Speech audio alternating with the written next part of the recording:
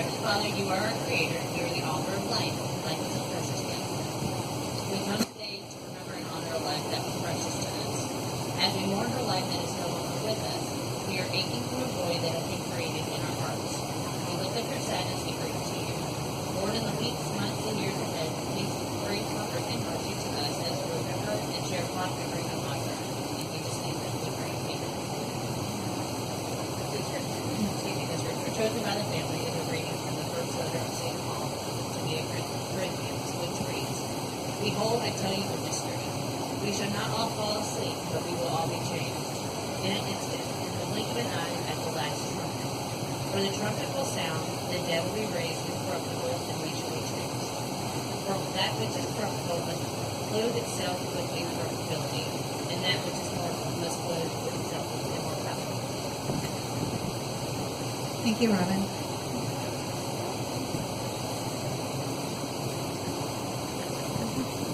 So at this time, I'm going to start with eulogies. There were 2 prepared eulogies that I'm aware of, but in the event that someone else brought something, you're very welcome to come and take the mic. And the first one is mine.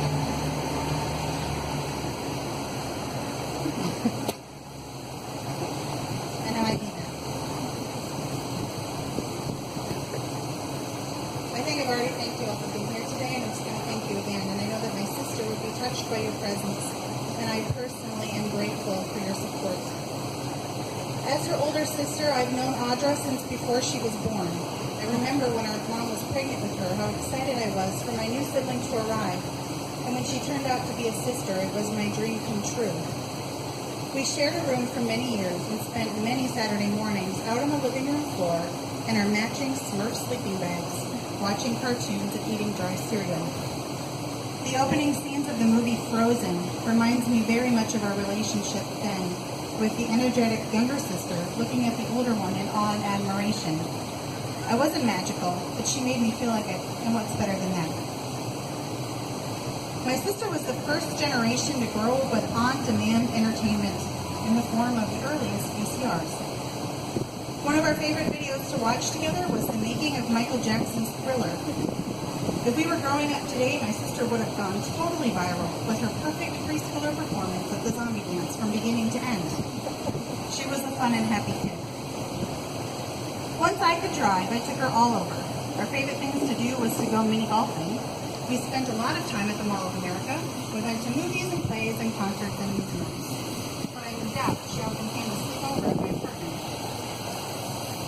Remembering my sister, though, and truly celebrating her life would be incomplete without talking about her resilience against her life's many challenges.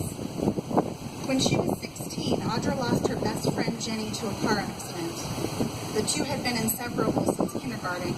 Jenny lived around the corner, and if Audra wasn't at her house, Jenny was at ours. The loss devastated her and changed her outlook on life. After surviving a suicide attempt during her senior year, Audra came down to Jacksonville to live with me and finish high school here. It was her first migration of many, moving between Florida and Minnesota every few years. It was on one of those trips back to Minnesota that Audra met the only man she would marry. She and Ronald McNutt met in the parking lot of the Hastings Walmart and ran away to Reno, Nevada to get married. This is true. She is halfway there. She is in Kansas when she calls me to tell me the news. This part isn't scripted. I'm just telling you this. She calls to tell me that she is running off to Reno to get married. And I'm like, oh, really? Wow, I had no idea. You know, what's his name? His name is Ronald. Ronald what? I don't know. Hold on. Totally a true story. Her marriage gave her 2 daughters. Jennifer, named for her late dear friend, and Christy. Shortly after Christy's birth, Ronald was reported to child protection for abusing Jennifer. This resulted in both girls going into foster care and Ronald taking off, never to be seen again. She had no job, she hadn't finished high school, she had no place to live, and it was at that moment that my sister did what I admire her for the most. She willingly gave up her daughters to someone who could care for them better than she could. Let that sink in for a minute. She loved her daughters so much that she summoned up the maturity to let them go. I don't think I would have had that kind of strength. It definitely took a while for her to heal from the loss of her children, but after some time, she went back to school and completed the medical assisting program at Everest University. We were all so proud, especially our dad. The family rallied around her, buying her scrubs, bus passes, and supplies to help her make it happen. She did a great job in school, too, earning A's and B's in her courses and a brilliant recommendation coming out of her internship.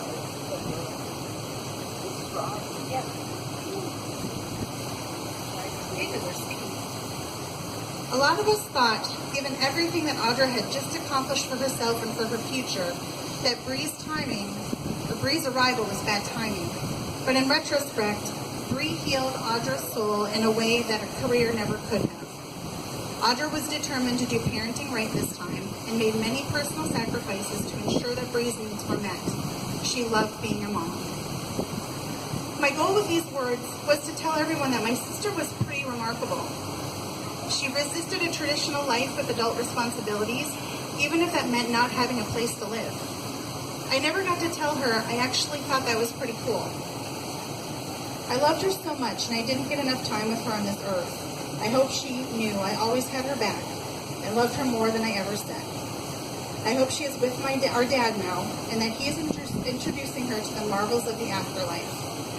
I want her to be at peace, to feel all of our love today, and to know that we're working on arranging a wonderful new life for Bree. My favorite poet, Tyler Knott Gregson, wrote this haiku in the time since Audra passed. Shall we run for it? Escape all this drudgery and find adventures? I feel like she's been saying this to me her whole life and has just embarked on her best adventure yet.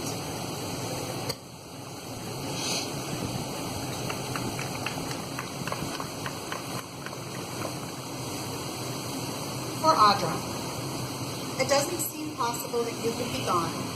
I know it, and it has been a little while, but I still do not want to believe it. But you will never be gone as long as there are memories that are held dear and stories to be told. We live on when there is love. Grief is the price we pay for love, and we know that you would be here with us today if heaven was not so far away.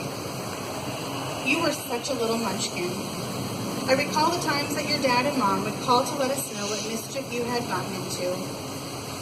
I saw you so infrequently. I had moved away long before you were born. I remember thinking that I was known as DJ and you were being called AJ. Did you like that? Was it reflective of who you were? I always thought of you as Jinx, because if there were any hijinks happening, you were probably right in the center of the fray. I was taken by surprise when the notice came that you had married. And sometime after that, I got a call on a Saturday evening. Hi, Auntie Dar, what are you making for supper? Pork chops, I said. And we talked for a long time while both of us were making supper. You, too, were making pork chops. We did it in tandem and served the very same meal that night. You were in my thoughts. I tried to keep up with you. You went through so much in your short life. It should have been easier. But you always seemed to persevere. You had an incredible amount of courage for one so young, right up until the end.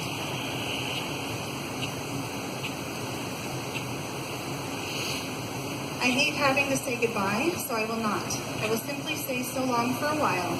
And if we, those you have left behind, could sit across the porch from God, we would thank Him for lending us you. Life is not forever, but love is. Our love and our memories are stronger than death. So my dear Audra, be free and go sing and dance with the angels and dance among the stars.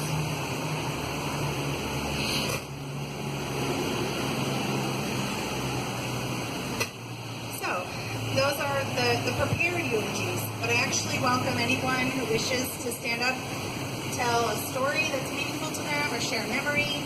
I'm sure it would help all the rest of us heal and get through this. So don't be shy. Anyone have anything they want to say?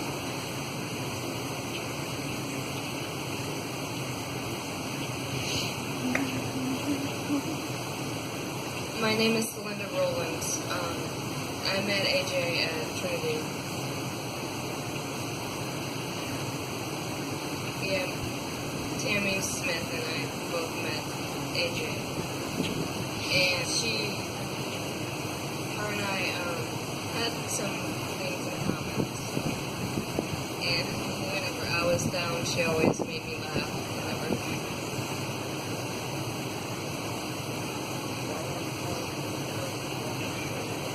We help each other.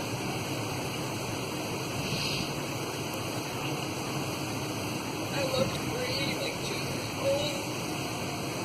Every time I had my son, and she just adored Corey. We help each other, like, we both, of course, we both smoke and time to time with us. And we both keep an eye on Corey, and I keep an eye on Bree with, like, other things. And Bree actually was the one that helped me trust to let Corey out of my Carolyn.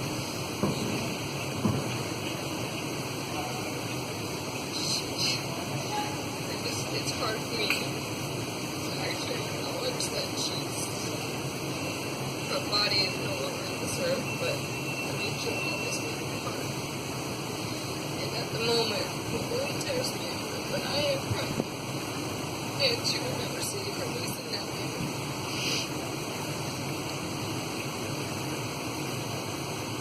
I'm having twins, and I wanted to actually name one of them after AJ.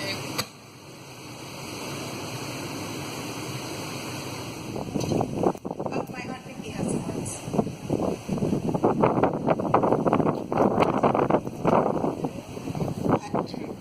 I've known Mary Alice and Audra their whole lives. And my sister, their mother, is right here in the room. Audra and Brianna stayed with me different times. She also stayed with my brother and Mary Alice. And we all did try our best to have her come in off the street. But like Ellen said, she'd stay for a while and then she'd just disappear. My memory of Audra is from, just a little kid. I remember when she got hit by the dog and she had a scar here on her cheek. I'm glad y'all are here. It makes today a lot easier.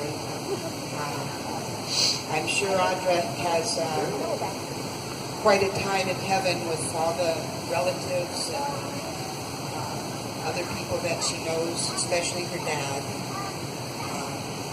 But then grandparents are up there too, and lots of other folks. So that's all I have to say. I'm just happy everybody's here, and I'm happy to turn the mic over to anybody who would like the mic.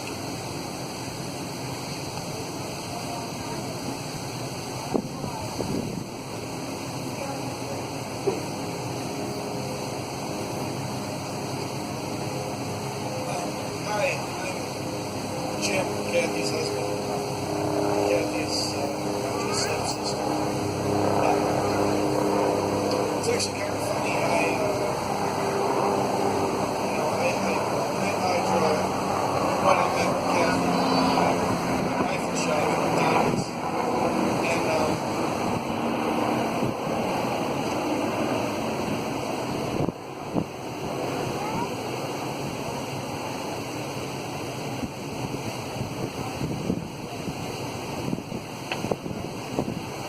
Audra was such a nice person.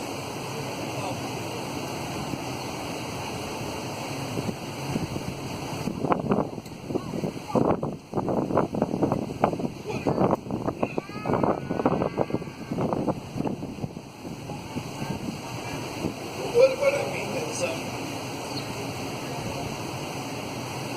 she wasn't the most popular person. I think, this must have been her junior year that I knew her.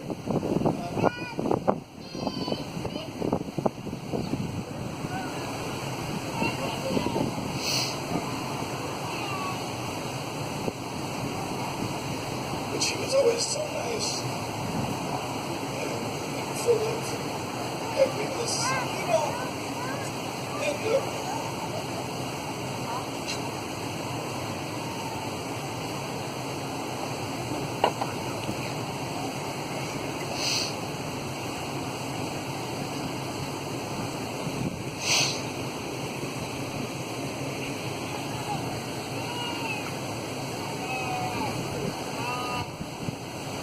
So Jim gave me the permission to finish his sentence. He wanted to say that this world doesn't reward people for being kind and nice the way it should. And I would tend to agree. You know, the nice people don't finish first, unfortunately, all the time. And nobody's out handing awards out for being nice. Thank you, Jim. So, with that, I guess we'll close it out. Just one last call for anyone who wants to share anything.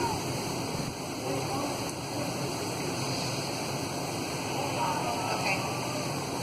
So, this part wasn't really planned, but because I have this nice PA system, I did intend on playing the song that's on the back of the memorial cards as we release the butterflies. The butterfly release is actually something that we did during my father's funeral, and it just felt good. It just felt good. And it's beautiful, and it's special, and we're all here to share in it. So there's 36 butterflies, one for every year of her life.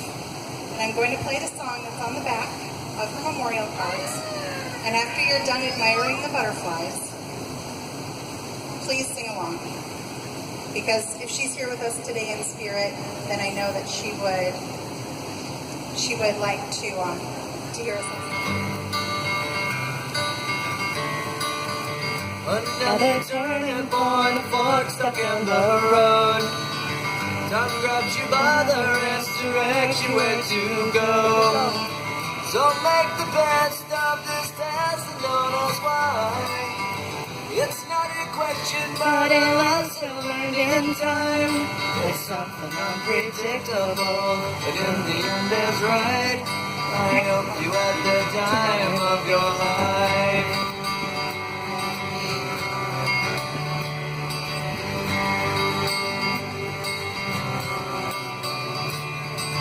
So take the photographs and still frames in your mind, hanging on a shelf in good health and good time. Tattoos of memories and dead skin on trial. For what it's worth, it was worth all the while. It's something unpredictable, but in the end is right. I hope you had the time of your life.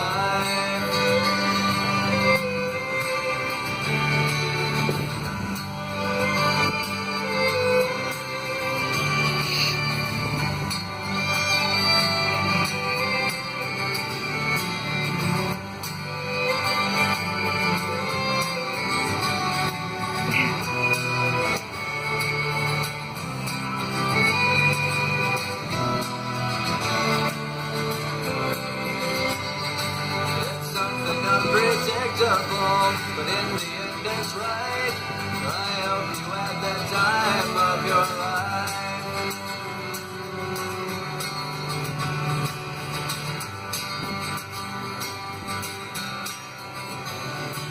It's something unpredictable, but in the end it's right. Like some of them want to stick around with us. Time